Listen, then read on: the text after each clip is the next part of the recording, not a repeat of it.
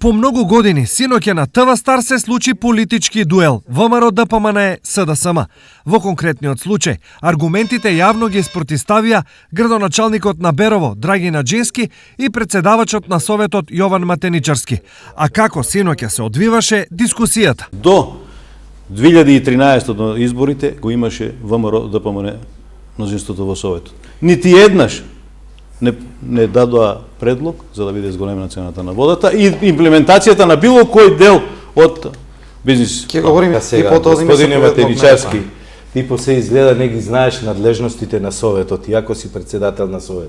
Првин, зголемувањето на водата не го прави Советот, него го прави управниот одбор на јавното предпријатие. Јас реков дека не беше предложен.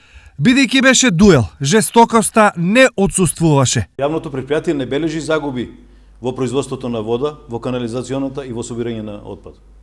Има во друг во кој кажете? Во преработеноста.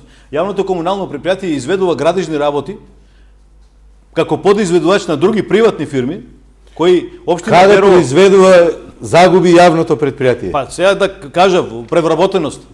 Тука преработеноста не е гранка, не е сектор. Преработеността па каде ги вработени и во сектор води, и во сектор џубре, и во сектор јавното комунално предпријатие во извештаите ги крие. Знаете ли што зборувате во преработеност?